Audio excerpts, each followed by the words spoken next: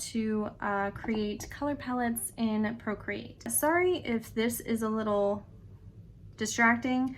These are blue light blocking glasses. We've been consuming a lot of digital media recently. If this is distracting, I'm sorry, but I need them to protect my eyes. I'm going to show you how to create your own color palettes within Procreate without having to guess. I've seen a lot of people having trouble creating their own color palettes, and how do they know if colors go with other colors and such like that. So with this poster, which you can see up on my Instagram, by the way, if you don't follow me, go ahead and follow me. There's a lot of design content over there and on my Twitter as well. There is a little icon up here in the right corner in Procreate. Under the typical view, there is this disc that you see here. And the disc view, you can go around and click and hold with your Apple Pencil and go around the whole color wheel, and it'll showcase lots of different colors to you. The circle in the center is basically your different tonal ranges. You have black, basically, which is your darkest shadow. Then you have white, which is your lightest tint. And then you have a whole bunch of mid-range tonal ranges in the middle that you can go ahead and peruse through. Now, there are a lot of different selections down here at the bottom of the window. The one we're on right now is disc, and then you can click on the next one, which is classic. Now, this is a classical view of your color sliders and your color ranges up here. So there's this first slider, which has all your colors, and then the second slider, which has your saturation level. The bottom one is your light and dark. So how much tint is in a color, how much shadow's in a color. And you can pick your colors that way if there's a certain color that you were looking for.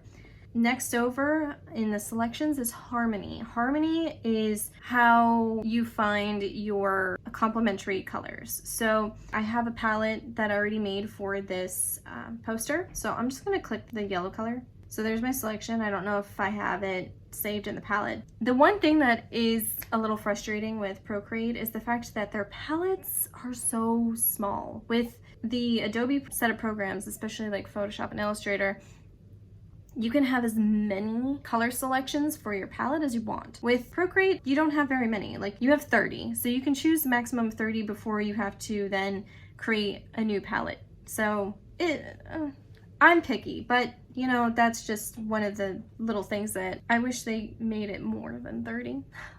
Because apparently I use a lot of colors, especially if you're going to go into like a really intricate design. So for the harmony, you can choose your color. And then I chose my blue color based off of the yellow because this is a Hamilton inspired poster, as you can see.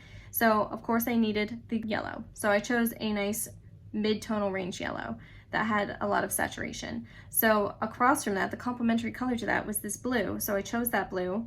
And then you can take this slider and make it darker or lighter. You can get your darker colors like I did here with the blue and with the yellow. If you want to go ahead and do a less saturated color, you can click and hold your color and bring it in towards the center, like so, and it gives you a less saturated color. I also chose those right here. So you can go through all of this and you can get your main color, you can get your less saturated color, your more saturated color, your darkest shadow color, and your lightest tint color. So you can get all of those within this harmony feature here on Procreate, which I find a really helpful feature. It's all in one spot. If you want to do values, like if you love doing hex code values, especially if you are looking into something like Pantone, let me just go over to Pantone real quick. So you can go into Pantone, for instance, and you can find hex codes for your colors. So you can have your hex codes or your this has TCX, but each color has their own code, and you can find the hex codes within Pantone, and you can take those hex codes and plug them in right here under the hexadecimal box. So you can do that and have like more accurate colors across multiple different applications. So there's a palette view where you can see all your palettes. As you can see, I have lots of palettes, and then they give you a preset palette here, the 3 of them. So there is a maximum of 30 colors you can use, and then you have to create an additional palette after that. This palette view is actually pretty helpful because you can have multiple palettes, like I said, and also if you want to see something pretty neat, I just selected this darker color over here on Eliza's dress. So that's this color. I can select and choose. I didn't use this color, I don't think. If you press and hold, you can either delete a color or you can set it with a new color. That's how you can start to create your color palettes in Procreate. So let me just showcase to you how I did that here. I'm going to palette view. I'm going to add a new palette. With this new palette, we're going to go into our harmony view. I'm going to select the color that I started off with, which is the yellow, and you just make sure it's selected. You know it's selected because the color up here is the color that is selected. I'm just going to tap it. Very simple.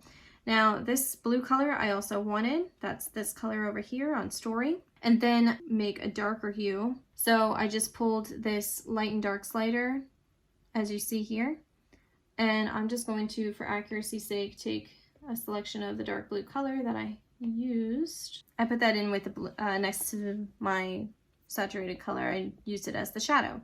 Now for the yellow, as you see, there's stars back here. Let me just zoom in for you. There are stars right here. See these? For that, I did use a lighter, less saturated yellow. So that's just taking the slider and pulling it all the way to the right and then pulling the color in.